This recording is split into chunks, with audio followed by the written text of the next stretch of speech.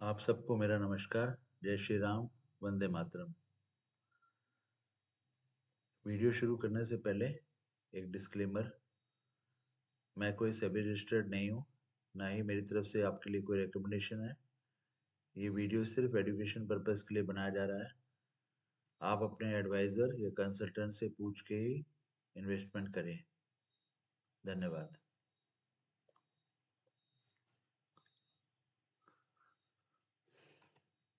तो आइए कुछ पॉजिटिव न्यूज़ जानते हैं मार्केट से। आज टीसीएस का Q3 रिजल्ट्स था, तो उसने एस्टिमेट से भी बेटर परफॉर्म किया है और उसकी ग्रोथ जो है 70.2% ईयर ऑन ईयर बेसिस में है और उसका नेट प्रॉफिट जो है 12,380 करोड़ का है। तो इस अच्छी न्यूज़ के साथ में हम शुरुआत कर रहे हैं और इसने डिविडेंड भी बहुत अच्छा दिया अपने शेयर होल्डर्स के लिए। जैसा कि मैंने अपने पहले वीडियो में बताया था, पिछले वीडियोस में, कि गोल्ड इस साल बहुत अच्छा परफॉर्म करेगा।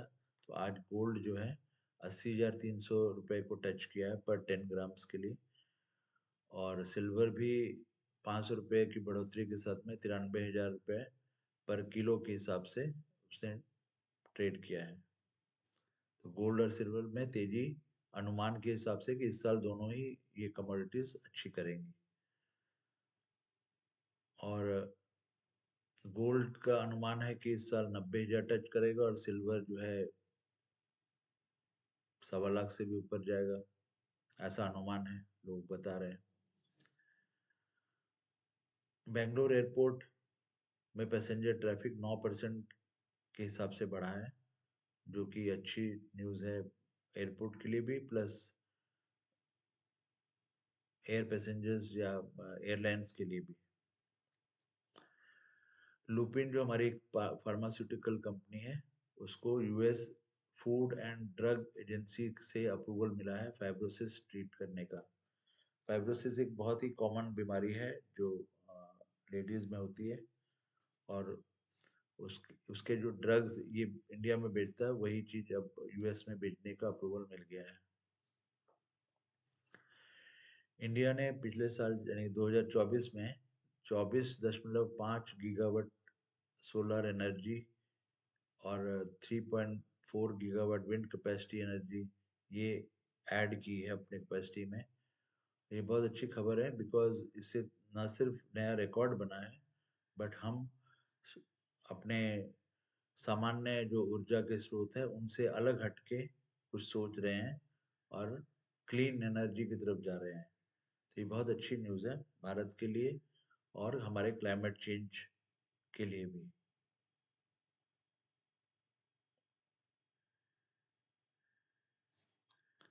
तो आइए देखते हैं कि मार्केट का हेल्थ क्या है। मार्केट का हेल्थ इस समय एक्सट्रीम फियर की तरफ है। बहुत मुश्किल से वो न्यूट्रल की तरफ गया था कुछ दिन पहले और वहां से फिर से एक्सट्रीम फियर की तरफ आ गया है। तो न्यूट्रल से एक्सट्रीम फियर की तरफ आना मतलब लोग जो है बिल्कुल मार्केट से दूर, बिकवाली जो हो रही है वो इसीलिए है कि मार्केट से दूर रहो। लेकिन रूल क्या कहता है? रूल कहता है कि इस समय मार्केट से खरीदारी करो, बाय। बाय इसलिए क्योंकि जितने बड़े इन्वेस्टर्स है दुनिया में, वो ऐसे समय में चुप नहीं बैठते हैं। वो अपने पोर्टफोलियो में कम जो निचले स्तर पे आए हुए स्टॉक्स है और फंडामेंटली स्ट्रांग है, उनको खरीद के अपने पोर्टफोलियो में लेते हैं। तो ये समय बाय का है। आप कोई स्टॉक ऐसा है जो पहले आपने पोर्टफोलियो में नहीं डाल पाए, तो अभी यही समय है। इस समय लोग जो है डरे हुए हैं, कोई खरीद नहीं रहा, सब बेच रहे हैं। तो बहुत कम कीमत पे आपको स्टॉक्स जो है मिल जाएंगे। तो आप ढूंढिए, अपने एडवाइजर से पूछिए और अगर और जानकारी चाहिए तो मेरे पिछले वीडियोस में जाके देखिए। मैंने बहुत सारे स्टॉक्स, बल्कि मैं हर हफ्ते कुछ ना कुछ देते रहता हूँ जो फंडामेंटली स्ट्रांग है, जिनका टेक्निकली चार्ट पे अच्छा दिखा रहे हैं तो वो सब स्टॉक्स का एक लिस्ट बनाइए, उनको जाके एनालाइज कीजिए और अपने एडवाइजर से की सलाह लीजिए।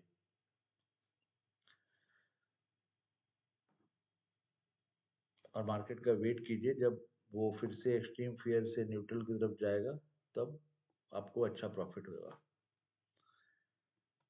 मार्केट को अगर इमिडिएटली देखें तो चार तरह के भय है इस समय। फियर नंबर वन है कि यूएसडी यानी यूएस डॉलर का रेट बढ़ रहा है और हमारा रुपये का जो रेट है वो कम हो रहा है। रुपया कमजोर हो रहा है और यूएस डॉलर जो है वो मजबूत हो रहा है। और आप चार्ट में भी देख सकते हैं, ये वीकली चार्ट है। अब देखिए कितने वीक से वो अपवर्ड ट्रेंड में है यूएस डॉलर। तो सबसे बड़ा भय जो है वो इसलिए बिकॉज इससे हमारे जो एक्सपोर्ट के कॉस्ट है और इंपोर्ट के कॉस्ट है, दोनों पे इफेक्ट पड़ता है। तो ये भय को देखते हुए अगला भय देखते हैं कौन सा भय है। ये है rising prices of crude. Crude जो कुछ समय से शांत बैठा हुआ था, अभी लगातार 5 हफ्ते से आप देख रहे हैं कि उसमें ग्रीन कैंडल्स बने हैं, ऊपर की तरफ जा रहा है। तो ये दूसरा भय हो गया कि हमारे क्रूड ऑयल जो है उसके प्राइसेस बढ़ रहे हैं। तो इससे क्या होगा कि हमारा जो इम्पोर्ट बिल है क्रूड ऑयल खरीदने का बाहर से, वो महंगा होगा। तो दो फियर देख लिए हम लोगों ने, यूएस डॉलर स्ट्रेंथन हो रहा, रुपया कमजोर हो रहा। दूसरा है कि क्रूड ऑयल में भी तेजी आने की संभावना दिखाई दे रही है। तीसरा फियर जो है वो बहुत ही बड़ा फियर है, वो है under performance of Nifty 50 company, यानी हमारी जो ब्लू चिप कंपनीज हैं उसका Q2 में अच्छा रिजल्ट नहीं आना।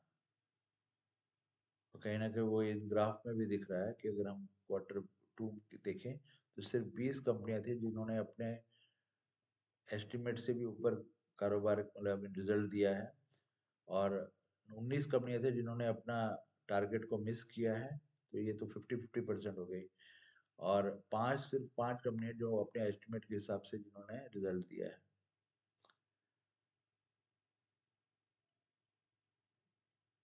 फिर इस चार्ट को देखते हैं हम लोग कि इसमें क्या है कि ये मार्च 2020, कौन नहीं जानता उस मार्च 2020 में क्या हुआ था। मार्च 2020 में कोविड आया था।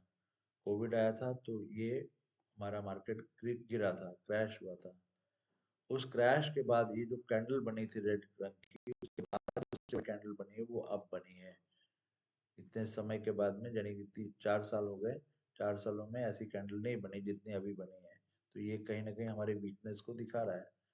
-6.2%। और इस चार्ट को देख लेते हैं। इसमें क्या है कि जितने भी हमारे बेंचमार्क इंडिसेस है पूरे वर्ल्ड में, चाहे हम नैस्डैक की बात कर लें, चाहे S&P 500 की बात कर लें, निक्केई की बात कर लें, हैंगसेंग चाइना की बात कर लें, फिर शंघाई चाइना की बात कर लें, या डो जोन्स यूएस की बात कर लें, इन सब के परफॉर्मेंस से खराब परफॉर्मेंस जो है निफ्टी 50 की रही है। आप देख लीजिए खुद ही चार्ट से, 3 चार्ट आपको उसकी कहानी बता रहे हैं। और कहानी किस लिए है? उसके पास भय है। ये अभी हम लोग तीसरा भय डिस्कस कर रहे हैं। और चौथा भय जो है वो और भी इमीडिएट है और कंसर्न वाला है कि फॉरेन इन्वेस्टर फॉरेन इंस्टीट्यूट्स जो है फॉरेन इन्वेस्टर इंस्टीट्यूट्स जो है इंस्टीट्यूशंस, वो लगातार बिकवाली कर रही हैं। ये चार्ट क्यूमुलेटिव चार्ट है। सिवाय 2 जनवरी के सिर्फ और सिर्फ एफआईएस ने बिकवाली की है। पहले दिन बिकवाली की, 3 जनवरी को की, 4 जनवरी को की। ऐसे करते करते उसने अभी तक 11,932 करोड़ का सेलिंग कर दी है। इसमें खुशी की बात यह है कि उस दौरान हमारे डोमेस्टिक वालों ने खरीदारी की है 12,614 करोड़ की। बट इनका इन एफआईएस का बिकवाली करना कहीं ना कहीं बहुत बड़ा और सबसे इमीडिएट जो दिखता है, इमीडिएट जो इफेक्ट आ रहा है वो है ये, एफआईएस को वापस आना चाहिए मार्केट मार्केट का कुछ मूड ठीक करने के लिए। बट जब तक वो बिकवाली करेंगे, उन्होंने इससे पूरे अक्टूबर में किए, उन्होंने 1 लाख से ऊपर करोड़ रुपया निकाल लिया है। 1 लाख करोड़ डॉलर्स, हाँ सॉरी, डॉलर्स निकाल लिए अक्टूबर मंथ में। और अभी दिसंबर मंथ में भी सेलिंग चल रही है। नवंबर मंथ में उन्होंने बाइंग की थी तो मार्केट हमारा ऊपर गया था। और अभी जनवरी में वही सिलसिला चल रहा है। अभी तक तो 8 दिनों में यही हुआ है। तो 4 फियर आपने देख लिए, थोड़ा सा इसको रिकैप कर लें उन लोगों के लिए जो लोग नए हैं मार्केट में और जो समझ नहीं पा रहे हैं कि मार्केट गिर क्यों रहा है, क्यों, क्या हो गया हमारे मार्केट को जो इतना अच्छा परफॉर्म करता था। और कोविड के बाद में उन्होंने मार्केट को कभी इस तरह के नेगेटिव मूड में देखा नहीं था। तो मैं फिर से बता दूं, हमारा यूएस डॉलर रेट्स बढ़ रहा है, और यूएस डॉलर रेट बढ़ने से हमारा रुपया कमजोर हो रहा है। इसका कहीं ना कहीं हमारे आईटी फर्म्स पे भी असर डाल रहा है। क्रूड ऑयल प्राइसेस जो शांत थे, अभी नीचे बॉटम आउट हो गए, अभी फिर से बढ़ने लगे हैं। तो ये एक अनदर कंसर्न है। तीसरा कंसर्न है, हमारे निफ्टी 50 कंपनियां जो है वो अंडर परफॉर्म की थी। उन्होंने Q2 में अच्छा रिजल्ट नहीं दिया था। अब अच्छा रिजल्ट जब आने लगेगा, फिर से मार्केट का सेंटिमेंट अच्छा होगा, फिर से मूड उसका अच्छा बनेगा। उनमें से आज शुरुआत हुई है टीसीएस के साथ में। टीसीएस ने बहुत अच्छा रिजल्ट दिया है। तो कहीं ना कहीं आप आने वाले दिनों में आप देखेंगे कि हमारा जो निफ्टी है इस रिजल्ट से कुछ ना कुछ रिएक्शन देगा, पॉजिटिव देगा। और फिर चौथा फियर जो है वो है एफआईज का बार बार हमारे मार्केट से निकल के जाना। तो इन 4 फियर को आपने समझ लिया है कि मार्केट क्यों गिर रही है, और ये जब फियर्स अपने हट जाएंगे तो मार्केट डेफिनेटली इंप्रूव करेंगे। तो अगला क्वेश्चन क्या आता है कि आगे क्या? आगे वही कि ये 4 फियर्स जो है ठीक होने लग जाएंगे तो मार्केट का मूड भी, सेंटिमेंट भी ठीक हो जाए। बिकॉज मार्केट प्राइस से चलता है और बाइंग से चलता है। एफआईज अगर बाय करेंगे तो मार्केट का सेंटिमेंट सही होगा, और सिमिलरली हमारी कंपनियों का परफॉर्मेंस सही होगा तो उनका रिजल्ट सही होने से मार्केट, लोग उसमें खरीदारी करेंगे, और कहीं ना कहीं फिर से मार्केट में सेंटिमेंट अच्छा इंप्रूव करेगा। तो ये हम लोग जो एक्सपेक्टेशन देते हैं कि निफ्टी कैसा बिहेव करेगा, एज अ प्रिडिक्शन देते हैं, समझ लीजिए बिफोर हैंड ही दे देते हैं। तो पिछले हफ्ते भी मार्केट ने वैसे बिहेव किया जैसा हमने एस्टिमेट दिया था, और इस हफ्ते भी वैसे ही बिहेव कर रहा है। आगे हो सकता थोड़ा सा सुधार आए, बिकॉज टीसीएस का रिजल्ट बहुत अच्छा आया है। लेकिन overall there is weakness in the market. आपको बहुत संभल के, फूक फूक के कदम बढ़ाना है, ठीक है? तो आप ये ध्यान रखिए, जो लोग इंडिसेस में ही सिर्फ खेलते हैं वो बहुत ध्यान से काम करें कि थोड़ा बहुत इम्प्रूवमेंट डजंट मीन कि मार्केट में से फिर से बाहर आ गई है। बाहर नहीं आई है, बाहर में अभी आने में समय है। तो आज देखते हैं कि हमारे जो इंडेक्सेस है, हमारे इंडेक्सेस जो है वो उसने कैसे किया। तो आप देख सकते हैं मार्केट पूरा लाल है, सारे सेक्टर जो है वो लाल में बंद हुए हैं, उन्होंने आज लूज किया है, सिवाय एफएमसीजी के। एफएमसीजी ने आज अच्छा परफॉर्म किया है। तो all sectors losers today, only FMCG gain today. सब सब सेंटिमेंट्स होता है, आधे उनका उनका परफॉर्मेंस से कोई लेना देना नहीं है, सिर्फ और सिर्फ सेंटिमेंट्स। मार्केट इस समय बहुत पुअर सेंटिमेंट्स में जा रहा है। तो ये है निफ्टी। निफ्टी का चार्ट देखेंगे तो ये जो दो इंडिकेशन हमने डाले हैं, येलो और पहले भी समझा चुके हैं कि ये सॉल्स्टिस हो, ये टाइम साइकिल के बहुत बड़े पिलर्स हैं। इनका जो सपोर्ट लेवल है, ये जो ब्लू लाइंस हमने मार्क की है, इस सपोर्ट लेवल पे ही निफ्टी अभी ठहरा हुआ है, और उम्मीद करते हैं कि इसको ना तोड़े। ना तोड़े तो मार्केट बच जाएगा, बट अगर इसको तोड़ दिया फिर नीचे आने से कोई रोक नहीं सकता है। तो आप इन लेवल्स को नोट कर लीजिए, और इन लेवल्स को ही देखते रहिएगा कि इस लेवल के जब तक ऊपर है तो मार्केट में बाउंस बैक आ सकता है। और ये समय, क्योंकि मैंने आपको बताया था कि ये एक्सट्रीम फियर जोन है, तो आपको अपने पोर्टफोलियो में अच्छे स्टॉक्स करने चाहिए और मार्केट का सेंटिमेंट इम्प्रूव होने का वेट करना चाहिए। सी मार्केट में पेशेंस और समय, ये दोनों बहुत इंपॉर्टेंट चीज है। गुजराती में कहावत है, जो समय है वो बलवान छे। समय जो है वो बहुत ही ताकत वाला होता है, तो आपको समय का वेट करना पड़ेगा। Market is all about patience. तो आगे देखते हैं कि कल के निफ्टी के लेवल क्या हो सकते हैं। तो निफ्टी आज क्लोज हुआ है 23,526 रुपया 50 पैसे पे, और कहीं ना कहीं हम लोग यहाँ पे हैं। अगर ऊपर जाते हैं तो ये सारे रेजिस्टेंसेस हैं। ये रेजिस्टेंस है, ये रेजिस्टेंस है, इंपॉर्टेंट रेजिस्टेंस। और अगर नीचे जाते हैं तो ये जो 90 डिग्रीज, 180 डिग्रीज, ये सब लेवल्स टूटेंगे तो और नीचे जाएगा, नहीं तो सपोर्ट लेके यहाँ से ऊपर भी जा सकता है। तो आइए देखते हैं बैंक निफ्टी। बैंक निफ्टी भी अपना क्या कहते हैं, टाइम पास कर रहा है। ये देखिए पूरा टाइम पास कर रहा है, वो वहीं उसी जोन में है। लेकिन अभी तक उसने इस नीले लाइन को प्रोटेक्ट किया हुआ था। आप देख सकते हैं यहाँ पे उसने नीले लाइन को ब्रेक कर दिया है। ये जो इम्पोर्टेंट सपोर्ट था, इसको ब्रेक करने का मतलब ये हुआ कि इसमें और अभी वीकनेस बाकी है, और इसके पूरे पूरे चांसेस है और नीचे आने के।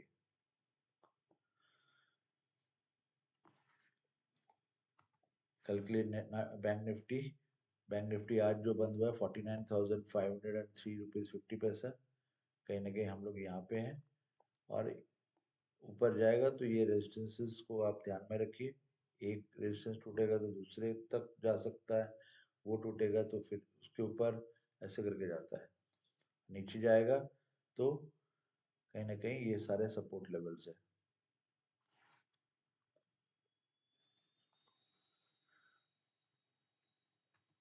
तो आइए एक वर्ड ऑफ कॉशन, जैसे मैं हमेशा बताता हूँ, जो आज का यूथ है, जो जिन्होंने मार्केट में लगाना शुरू किया, नया नया मतलब कदम बढ़ाया है, उनके लिए मेरी एडवाइस है कि वो अपना हार्ड एंड मनी को यूं ही मत लुटाइए। अच्छी सलाह लेके इन्वेस्ट कीजिए, लंबे समय तक बने रहिए। और लंबे समय तक बनने से क्या होता है, आदमी लूज नहीं करता और उसका रिटर्न्स भी अच्छा आता है। जितने बड़े प्लेयर्स हुए हैं वर्ल्ड में, वॉरेन बुफे से लेके और भी बहुत सारे, उन्होंने इन्वेस्टिंग पे ध्यान दिया है। एक अच्छी कंपनी लेके उसको अच्छे प्राइस पे, यानी लो प्राइस पे लेके बैठे रहे, पेशेंस के साथ में समय का इंतजार किया, तो वो कंपनी अपने आप जब सुधार करेगी, अपने परफॉर्मेंस सुधार करेगी, तो डेफिनेटली आपको प्रॉफिट होगा। तो आप सबका बहुत बहुत धन्यवाद वीडियो के साथ जुड़ने के लिए। अगर आपको वीडियो पसंद आया, आपको अगर कुछ सीखने को मिला, अगर आपको इस वीडियो की सिंपलिसिटी से आपको अच्छा लगा, तो आप प्लीज़ इसको लाइक कीजिए, सब्सक्राइब कीजिए, और दोस्तों के साथ भी शेयर कीजिए। और इस वीडियो के और भी पहले की जो वीडियोस हैं, जिसमें मैंने स्टॉक के चार्ट्स भी दिखाए हुए हैं, उन सबको देखिए। बहुत जल्द मैं आपके लिए कुछ और एजुकेशनल वीडियोस लाने वाला हूँ, जहाँ पे मैं सिखाऊंगा कि आपको कैसे मार्केट में क्या क्या चीज़ें देखनी है, क्या क्या इंडिकेटर्स देखने हैं, कैसे स्टॉक को फाइंड करना है, कैसे चार्ट्स बनाने हैं। तमाम चीज़ें हम आगे आपके लिए लेके आएंगे। अगर आपको पसंद आया तो मेरी आपसे रिक्वेस्ट है कि आप इसको सब्सक्राइब कीजिए और सारे वीडियोस को लाइक करते हुए आगे बढ़िए और बने रहें। धन्यवाद।